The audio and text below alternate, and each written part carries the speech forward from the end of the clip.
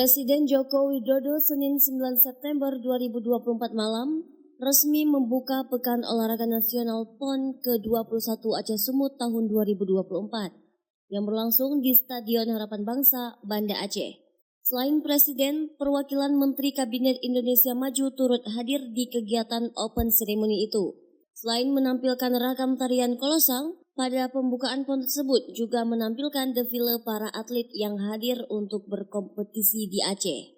Presiden Republik Indonesia Joko Widodo dalam sambutannya mengucapkan terima kasih kepada pemerintah daerah dan seluruh masyarakat Aceh yang telah menjadi tuan rumah pembukaan PON ke-21 Aceh Sumut. Jokowi mengatakan PON adalah ajang melahirkan lebih banyak atlet-atlet terbaik bangsa, serta ajang untuk memperkuat persatuan bangsa dan memperkokoh tali persaudaraan antar masyarakat Indonesia. PON ini adalah ajang untuk melahirkan lebih banyak atlet-atlet terbaik bangsa, melahirkan lebih banyak pemecah rekor dunia, melahirkan lebih banyak calon peraih medali emas di Asian Games, di SEA Games, dan bahkan di Olimpiade.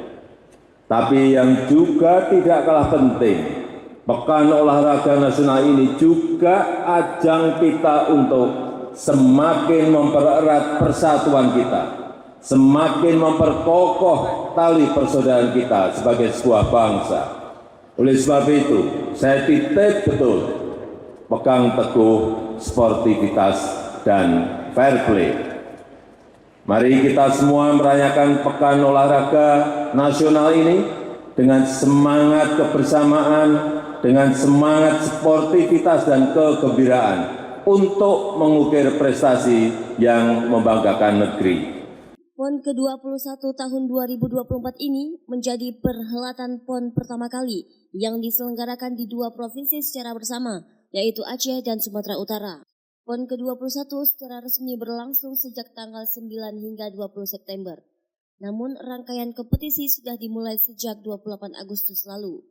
Terdapat 65 cabang olahraga yang diperlombakan dan sekitar 13.000 atlet dari seluruh Indonesia hadir di Aceh. Dari Banda Aceh, Lala Nurmala melaporkan untuk Puja TV.